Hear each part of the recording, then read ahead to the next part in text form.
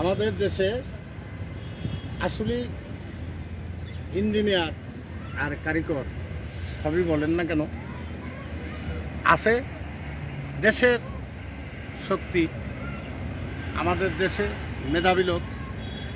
এই যে দেখেন একটা কিভাবে জাহাজ তৈরি করতেছে, কিভাবে এরা খুব ব্রেন খাটাইয়া,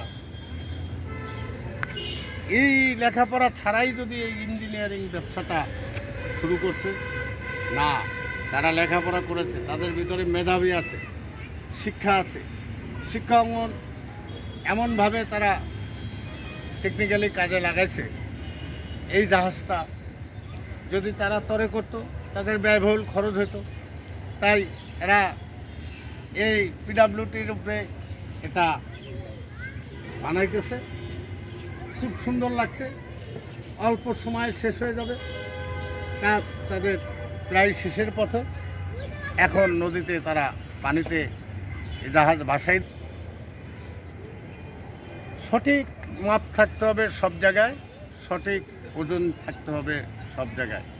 এক টুকরা লোহা পানিতে না ভাসে, আর 1000 টুকরা লোহা দিয়া এই জাহাজ গড়াইছে।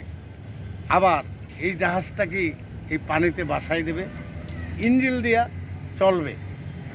এত সুন্দর এই জ্ঞান, এত সুন্দর তাদের ইঞ্জিন ফিট করে এই লোহার জাহাজটা এই নৌকায় নদীতে ভাসাই দেবে পানিতে।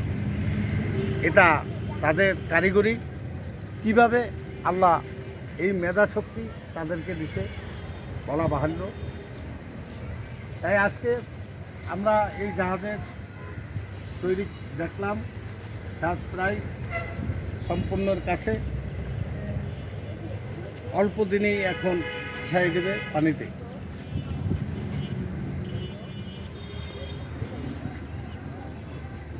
আজকে যেইভাবে সুন্দর এই জাহাজটা ধরাইয়া একত্র ঘোষণা করে সকল লোহা দিয়া এই তার ভিতরে ইঞ্জিল বসাইয়া নদীতে পানির স্রোতে ভাসাইয়া নিবে, এটা